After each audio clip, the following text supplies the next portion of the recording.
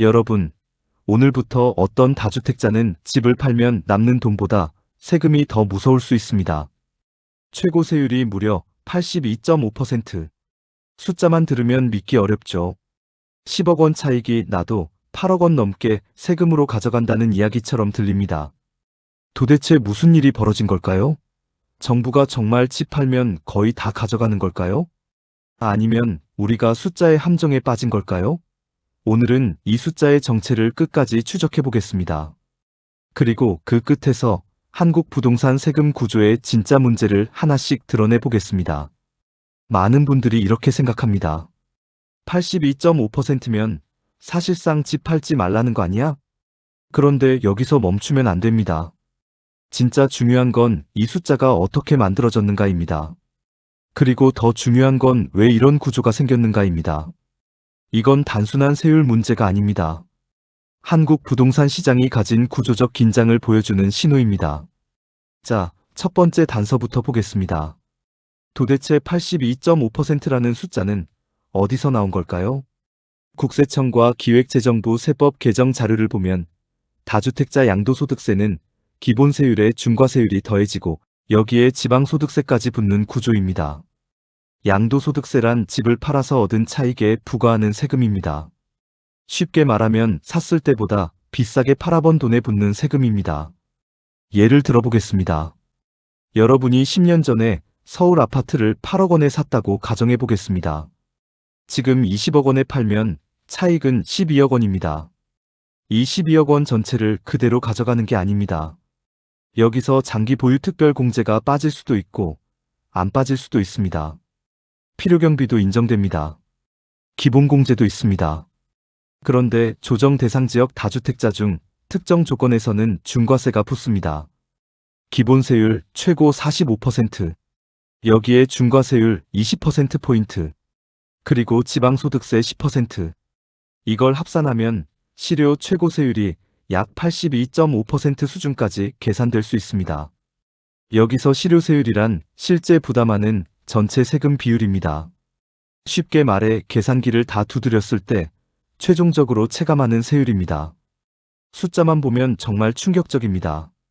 12억 원 차익 중 상당 부분이 세금으로 빠질 수 있다는 이야기니까요. 그런데 여기서 첫 번째 미스터리가 등장합니다. 이렇게 세금이 높다면 집값은 잡혔어야 하지 않을까요? 하지만 현실은 정반대였습니다. 한국부동산원 자료를 보면 서울 아파트 평균 가격은 지난 10년 동안 약 2배 가까이 상승했습니다. 강남권 일부는 3배 가까이 오른 곳도 있습니다. 세금을 높였는데도 왜 가격은 올랐을까요?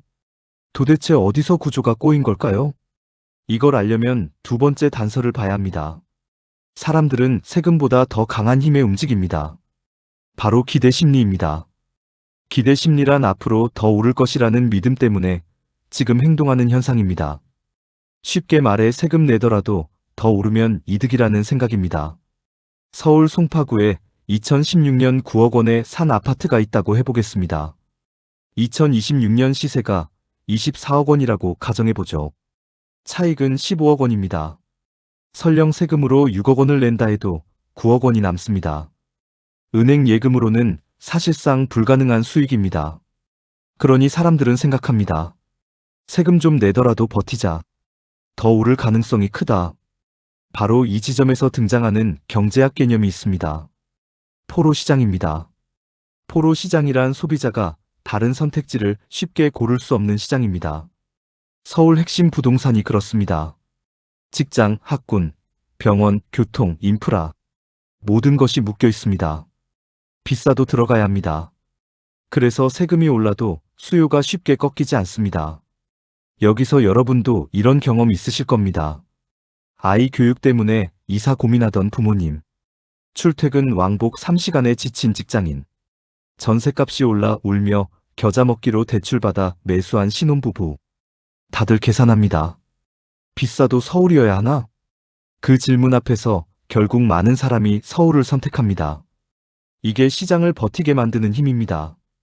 그런데 여기서 세 번째 단서가 나옵니다. 세금이 높아지면 공급이 줄어든다는 역설입니다. 이게 핵심입니다. 다주택자가 세금이 무서워 집을 안 팔면 어떻게 될까요? 매물이 줄어듭니다. 매물이 줄면 가격은 오르기 쉽습니다. 경제학에서는 이를 공급 경직성이라고 합니다. 공급이 쉽게 늘거나 줄지 않는 구조를 말합니다. 쉽게 말해 팔 사람이 있어도 세금 때문에 못 파는 상황입니다. 실제로 부동산 거래량 데이터를 보면 세금 강화 시기마다 거래 절벽 현상이 나타났습니다. 서울 아파트 월 거래량이 평소 8,000건 수준에서 2,000건 이하로 떨어진 시기도 있었습니다. 거래는 줄었는데 가격은 버텼습니다. 왜일까요? 물건이 안 나오니까요. 자, 여기서 돈의 흐름을 직접 해부해 보겠습니다. 서울 강남 아파트. 매도 가격 30억 원. 매입 가격 12억 원. 차익 18억 원. 이제 이 돈이 어디로 가는지 보겠습니다. 먼저 필요경비, 취득세와 중개수수료, 리모델링 비용 등 약 1억 원. 남은 과세 차익 17억 원. 기본공제 약 250만 원. 거의 영향 없습니다. 과세 표준 약 16억 9천만 원. 여기에 기본 양도세 최고 구간 적용. 약 45%. 대략 7억 6천만 원. 여기에 다주택중과 20%포인트. 약 3억 4천만 원 추가. 여기에 지방소득세 약 1억 1천만 원. 합치면 약 12억 원 안팎.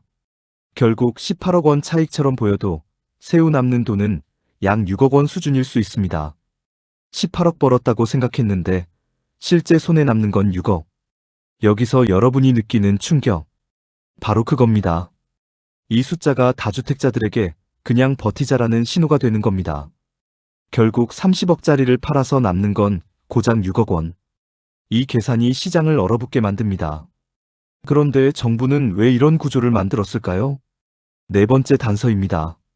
정책 목표입니다. 정부의 핵심 논리는 명확했습니다. 투기 억제, 실수요 보호, 시장 안정, 다주택 보유 유인을 줄이면 매물이 나오고 가격이 안정될 것이라는 계산이었습니다. 이건 경제학에서 조세 유인 설계라고 부릅니다. 세금을 통해 행동을 바꾸려는 정책입니다. 담배세를 올려 흡연을 줄이려는 것과 비슷한 원리입니다. 문제는 부동산은 담배와 다르다는 겁니다. 집은 대체재가 제한적입니다. 특히 서울은 더 그렇습니다. 그래서 세금이 올라도 행동 변화가 제한적입니다. 여기서 다른 업종과 비교해 보겠습니다. 주식을 팔 때 대주주 양도세가 붙습니다. 하지만 주식은 다른 종목으로 갈아탈 수 있습니다. 삼성전자 팔고 다른 종목 사면 됩니다. 그런데 강남 아파트를 팔고 대체할 선택지는 많지 않습니다. 입지 자체가 희소하기 때문입니다. 이걸 경제학에서는 비탄력적 자산이라고 합니다. 가격이나 세금 변화에도 수요와 공급이 크게 흔들리지 않는 자산입니다. 서울 핵심 부동산이 대표적입니다. 해외 사례도 보겠습니다. 미국은 장기 보유 부동산에 대한 세금 체계가 한국보다 상대적으로 단순합니다. 1년 이상 보유하면 장기 자본이득세율이 적용됩니다.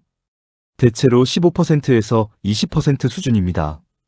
싱가포르는 어떨까요? 초기 단기 매매에 강한 세금을 부과합니다. 하지만 시간이 지나면 부담이 줄어듭니다. 즉, 단기 투기만 정밀하게 겨냥합니다. 반면 한국은 보유 기간이 길어도 특정 조건에서는 상당한 부담이 남습니다. 여기서 구조적 문제가 드러납니다. 정책의 초점이 너무 넓다는 겁니다. 실제 투기 세력과 장기 보유자를 정교하게 구분하기 어렵습니다. 그래서 시장 전체가 움츠러듭니다. 여기서 또 하나 생각해 볼 사례가 있습니다. 은퇴한 60대 부부입니다. 20년 전 서울 외곽에 아파트 두 채를 샀습니다. 하나는 거주, 하나는 노후 대비. 지금 시세는 많이 올랐습니다. 자녀 결혼 자금 때문에 팔고 싶습니다.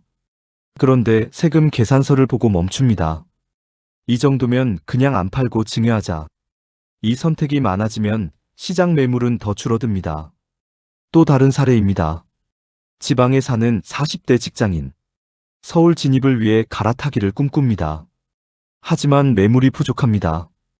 호가는 계속 오릅니다. 결국 진입 타이밍을 놓칩니다. 그리고 또 기다립니다. 이렇게 시장은 점점 굳어집니다. 이걸 자산 고착화라고 합니다.